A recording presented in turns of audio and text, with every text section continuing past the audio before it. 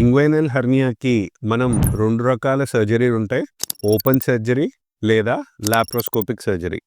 Open surgery అనేది పురాతన and old technique.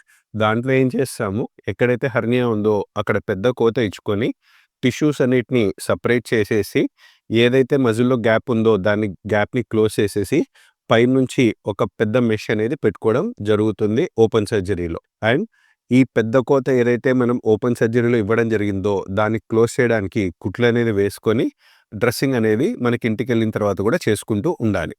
ఇదే లాప్రోస్కోపిక్ సర్జరీ అనే అడ్వాన్స్డ్ పద్ధతిలో పెద్ద కోతలనేవి అస్సలు ఉండవు.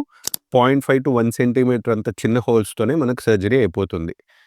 ఏ విధంగా ఇది అడ్వాన్స్డ్ పద్ధతి అంటున్నామంటే, మనకి లాప్రోస్కోపిక్ సర్జరీలో మనం కెమెరాని వాడడం జరుగుతుంది. అండ్ ఆ కెమెరాని ఒక వీడియో మానిటర్‌కి కనెక్ట్ చేసుకుంటూ ఉంటాం.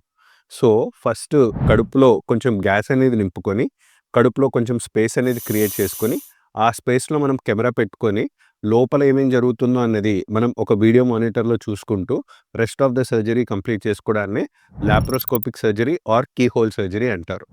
ఇది ఒక వీడియో గేమ్ ఆడినట్టు మనకు మానిటర్ చూసుకుంటూ సర్జరీ చేసే పద్ధతే మనకి లాప్రోస్కోపిక్ సర్జరీ.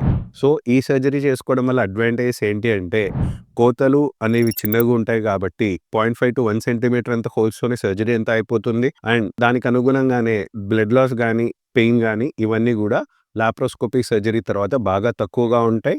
అండ్ కాస్మెటిక్ పరంగా గూడా అసలు సర్జరీ జరిగిందా లేదా అన్నంత చిన్న కోతలతో మనకు బెస్ట్ రిజల్ట్స్ అనేవి లాప్రోస్కోపీ ద్వారా సాధ్యమవుతాయి.